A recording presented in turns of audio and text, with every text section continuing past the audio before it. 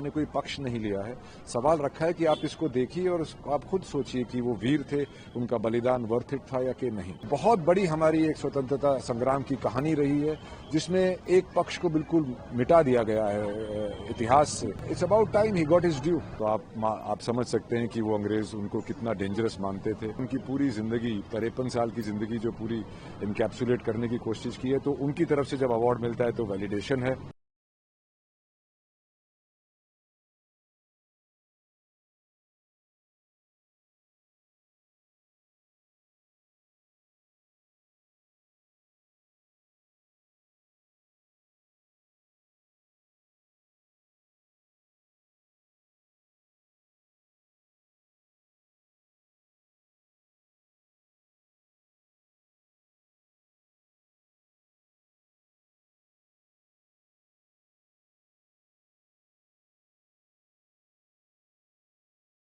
सावरकर की birth anniversary है जी।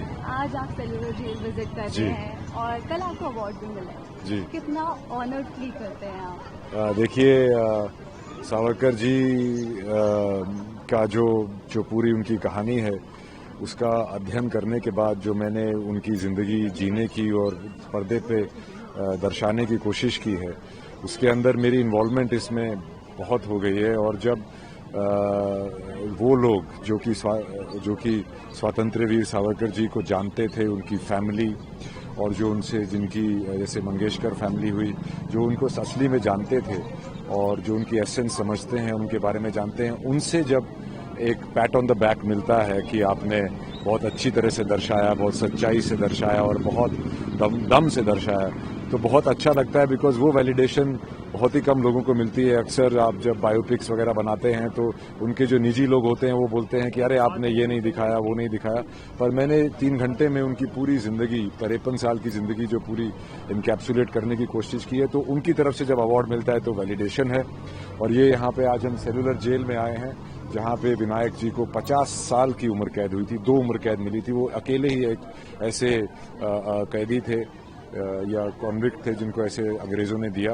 तो आप समझ सकते हैं कि वो अंग्रेज़ उनको कितना डेंजरस मानते थे, क्योंकि वो ना ही सिर्फ उनके जो खुद किया और बाकी जब उनके जो इन्फ्लुएंसर का जो उनके थॉट्स थे वो बहुत लोगों को बहुत इन्फ्लुएंस करते थे। तो जितने भी सशस्त्र क्रांति वाले लोग होते थे वो उनको देश से दूर आइसोलेशन में रखते थे। और ये वो जगह है, ये कैदियों ने ही बनाई थी। पहले कैदी वाइपर आइलैंड पे रहते थे, वहाँ से उनको यहाँ पे लेके आए और फिर उन्होंने ये जेल बनाई। और 1906 में मेरे ख्याल से ये जेल शुरू हुई थी और विनायक जी यहाँ पे 1911 में आए थे। और इसके पहले 7 विंग होते थे, अब सिर्फ 3 बचे हैं। 2 जापानीज ने अपने बंकर्स के लिए तोड़ दी और जो 2 वहाँ पे जो उस वक्त गवर्नमेंट थी वो इस जेल को तोड़ना चाहती थी। वो तो यहाँ पे जो कैदी थे उनके बच्चे हर साल आते थे, तो उन्होंने इसको बिल्कुल इसका नामो निशान मिटने से बचाया। तो ये बहुत ही एक दर्दनाक जगह है। मैंने भी स्क्रिप्ट एक कमरे में बैठ के लिखी थी, पर जब मैं यहाँ पे आया तो मैं भी भौचक्का रह गया कि इसको कैसे मैं कैप्चर करूँगा, कैसे इसकी एसेंस दिखाऊँगा। तो मैं काफ़ी समय यहाँ बिता के गया रेकी पे और फिर आके हमने यहाँ शूटिंग की और बहुत ही दर्दनाक फेज़ है और भगवान करे किसी को भी इतनी पनिशमेंट ना मिले। और बाकी आपको अंदर बताते हैं। संदीप, मैंने मूवी देखी है जी। मैंने देखा कि कैसे उनको पनिशमेंट मिलती थी। तो जब आप एक कैरेक्टर के लिए इतनी मेहनत करते हैं, वो कैरेक्टर आपके जहन में बस जाता है, आप जब उसके बाद किसी और प्रोजेक्ट पे काम करना चाहते हैं, करने लगते हैं, तो क्या वो कैरेक्टर कहीं ना कहीं रहता है? अब आपके साथ बिल्कुल रहता है वीर सावरकर जी का एक किरदार, क्योंकि ना ही सिर्फ इसमें मैं एक एक्टर था, एक डायरेक्टर और राइटर भी था, को राइटर उत्कर्ष नैतनी वॉज माई को राइटर इन इट। तो हमने जब इसको लिखा, समझा, हमने उनको समझने की कोशिश की और जो भी उनके पॉइंट्स थे, जैसे बेल पिटिशन हुई, काला पानी हुआ, गांधी हत्या में जो उनका नाम आया था, हिंदुत्व, वो सारी चीज़ें मैंने कवर करने की कोशिश की। और मैंने सिर्फ सवाल रखा है, मैंने कोई पक्ष नहीं लिया है।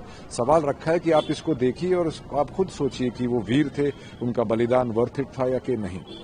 में काफी लोगों ने अप्रोच भी किया, बट आपने सबको बहुत happy देखिए किया। सब ने वही चीजें सुनी हुई हैं, वही बातें करते रहते हैं, माफी वीर ये वो। अरे आप पिक्चर देखिए, उनके बारे में कुछ पढ़िए, कुछ अध्ययन कीजिए तो आपको समझ में आएगा। और उस वक्त जो परिस्थितियां थीं, मैंने अपनी पिक्चर में यही दिखाने की कोशिश की है कि जो भी इंसान होता है वो अपनी परिस्थितियों का नतीजा होता है।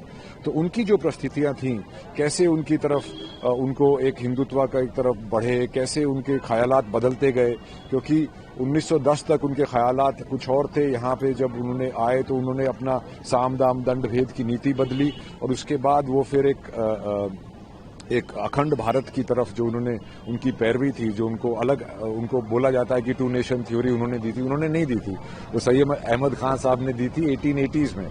तो उसको लड़ते हुए कैसे वो अखंड भारत रखना चाहते थे, इसके लिए आप खुद आप पिक्चर देखिए और उसके अंदर मैंने जो सवाल उठाए हैं उनके बारे में आप सोचिए। और it's about time he got his due. Also, do you think कभी कभार हम हिस्ट्री को आज के सिनेरियो से तोड़ते हैं? Do you think ऐसा करना चाहिए? बिल्कुल, देखिए वोकनेस से भी यही होता है।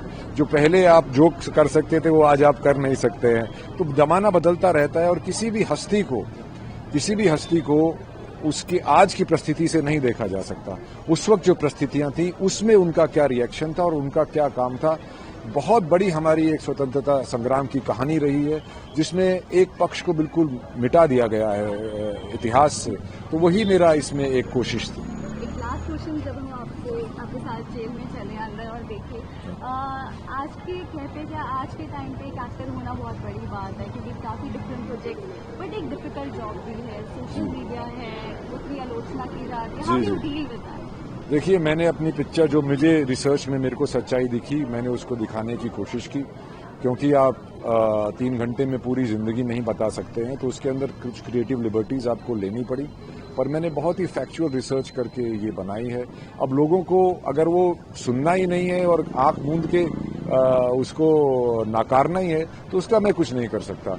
पर मैंने कुछ सवाल उठाए हैं और वो सवाल उठने चाहिए। और इतने सालों के बाद जो उनकी इमेज को मलाइन किया जा रहा है और उनको आज भी कितनी गंदी गंदी बातें बोलते हैं, और वो लोग बोलते हैं जो एक आधा घंटा भी इस जेल में नहीं रह सकते, तो मैं तो उन पे हंसता हूँ। जेल में आना चाहिए और देखना चाहिए यहाँ पे क्या हुआ है।